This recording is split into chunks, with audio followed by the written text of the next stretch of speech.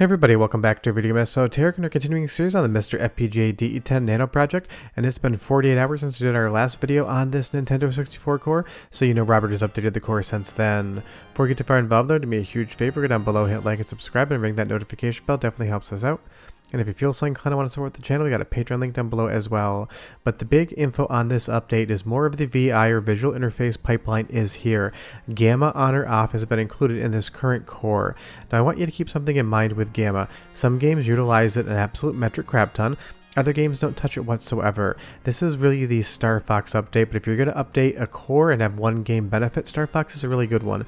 Take a look at the image here. It's bright, it's cheery, it's colorful, and as we go through the first area, everything looks really bright and really vibrant. And that is because Star Fox is one of the games that utilizes the Nintendo 64's Gamma on the visual interface.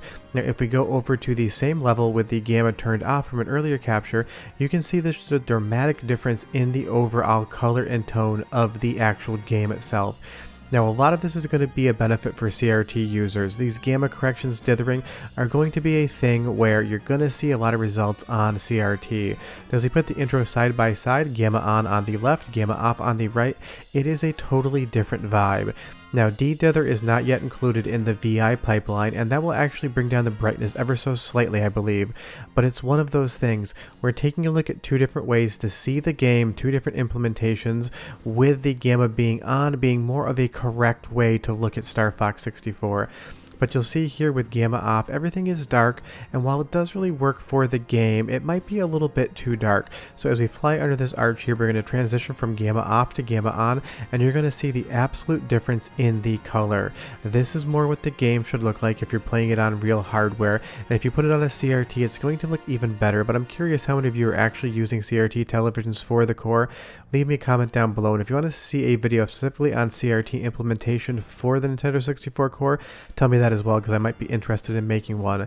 But as we move into Mission 3, Fortuna Desert here, this is nice, it's bright, you can see that sky glowing, the exhaust coming from our ship almost turns into a pure white like it is overexposed. It is a great look, but as we move down to a different mode, you're going to see in just a moment here, if we pop gamma off, the screen's going to darken, and while this isn't correct, it still really works for the core. And this is why I love these options so much. You as the end user get to decide whether you want to implement them or whether you want to turn them off. And at least in a game like Star Fox, certain levels I think might look better with gamma off, certain levels are going to look better with the gamma on. We'll see here, we'll pop it back on, and while it is brighter and maybe ever so slightly washed out without de-dither involved, I do think the brightness of the desert definitely benefits from gamma on. Now if we move into the second stage and we're deep into space here in the asteroid field, this might be an instance in which you actually want to turn gamma on depending on what sort of drama you want in the scene. Gamma on, all of those meteors, all of those asteroids, you're seeing them much further into the screen, making it an easier experience and more towards what the developers would have wanted you to see. And that is just one of those things. Pretty much every visual setting that Robert has added so far, it depends on whether or not you like it. There's so many different implementations in the VI pipeline, and they change the fundamental look of the game, but you get to decide what you like to see. Now, another game that uses gamma a ton is going to be Chameleon Twist, which I found interesting because not every single game utilizes any sort of gamma profile whatsoever. As we get into the intro here, gamma is going to be on, and I will tell you when we turn it off. But this again is another game in which some levels benefit from gamma being on, other levels I think look better with it off. This introductory level here where they're just kind of teaching you the mechanics of the game, all of this bright vibrancy in the grass, all of those walls being lit up there, it looks correct. If we turn VI or visual interface gamma off, this definitely richens up the greens, it makes the blacks darker, but it overall makes the game too dark and not as cheery or vibrant as you want on a 3D platformer. If we go ahead and turn VI gamma back on, this is closer to what the game should look like, so I think it is correct for this. But I'm going to give you guys a sound sample. I still have more games to show, but I love the soundtrack for Chameleon Twist. Go ahead and listen for like 35 seconds, and I'll be right back.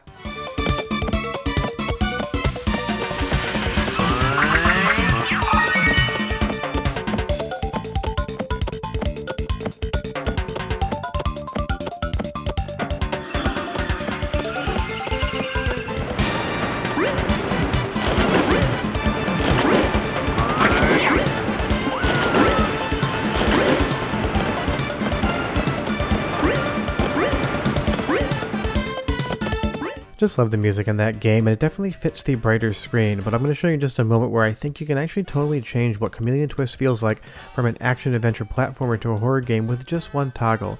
But as we get into this minecart stage here, I'm going to just go ahead and turn Gamma on and off rapidly. You're going to see the absolute change. Unlike Dithering, which gets crushed down by YouTube compression, Gamma is 100% a thing you're going to see the real-time results of.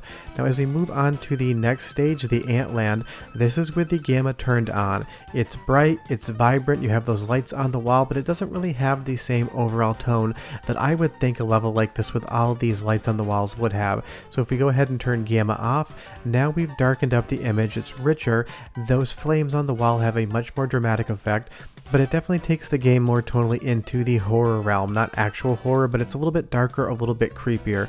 So that's the thing, at least with a game like Chameleon Twist and the Gamma, level to level you might want to play around and change it on or off.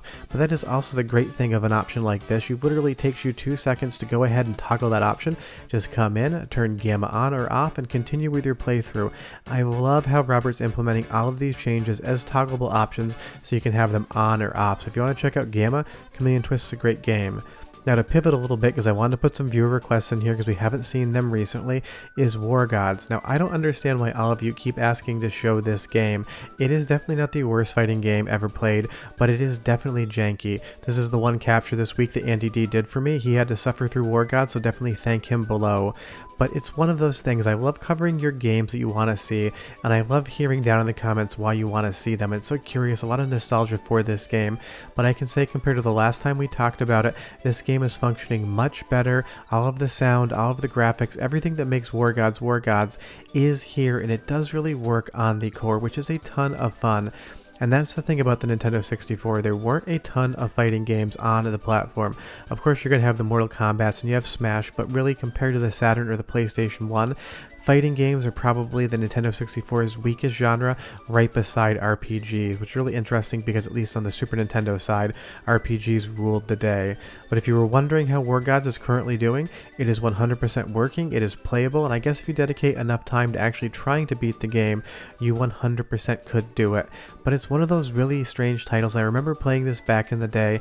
I never really had any nostalgia for it, but this is one of the #1 most requested games when I ask you guys what game you want to see me test next.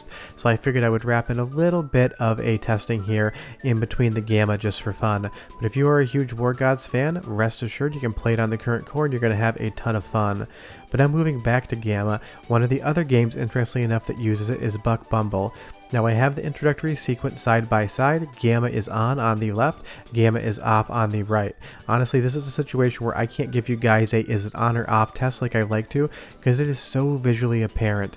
And I think at least for the intro here, this is a situation in which Gamma being on fundamentally helps. You see more into the background, the exposure latitude is definitely greater, you're not getting as much drama in the color, but otherwise you're seeing more of what the developers intended with that Gamma setting turned on. But it is really interesting how few games actually use Gamma, but that's the thing about hardware. Just because developers implemented a certain feature set within inside of it doesn't mean that the developers and artists decide to utilize it. Nintendo says, hey, we have this thing, you can use it if you want. Some developers did, some developers didn't. And as we move into the game proper here, I've never been good at Buck Bumble. Control scheme just totally trips me up, so you're going to see me bump into a few walls here and there. But with Gamma on, it's bright, you get the fog in the background, we have the dithering on, all of the visual effects here are enabled. But we can just kind of play around and see what they look like as you turn them off. But I would say at least for Buck Bumble, it seems to be 100% a game where it needs the Gamma. If you turn the Gamma off, it just gets too dark and it affects the visibility of what you're trying to look at here. This is just too dark of an image, it's too contrasty, the blacks are too black, it just doesn't work. Now some games like Super Mario 64, if we go ahead and play around with the Gamma, you're going to see absolutely no change whatsoever, and that is because this game does not implement any of the Gamma hardware functionality that Nintendo put into the hardware. And that's the thing, Nintendo developed this with SGI, and they decided not to utilize some of the features they had put into their own hardware. As they run around here outside the fountain, L is real, don't forget that. It's so much fun just to play around with all these different settings. I had everything off, now I'll turn everything on, and it's just a completely different look, but it's a look that 100% works either way you do it, and it's so much fun to be able to actually see these real-time changes. Now onto the viewer requests. People have been asking whether or not certain games are beatable or what games you should play. Now Insane Friend sent me this capture. He posted this on the Mr. Discord showing that you could complete Kirby 64, so big thanks to him for sharing that. And people have been going around trying to complete games. I'm about 85% of the way through a Bomberman Hero run, and unless it crashes in the very end, that game should be 100% completable today. But you can sit down and play Kirby 64 on the current core from start to finish with absolutely no issues whatsoever. The controls are great, the graphics are great, the music is great. There really isn't anything that would trick you into thinking this wasn't real hardware outside of that little bit of pixel at the bottom of the image. But the sound is also spectacular. I want to give you one more sound sample of this video before we talk about it a little bit more. Go ahead and listen, and I'll be right back with a touch more games.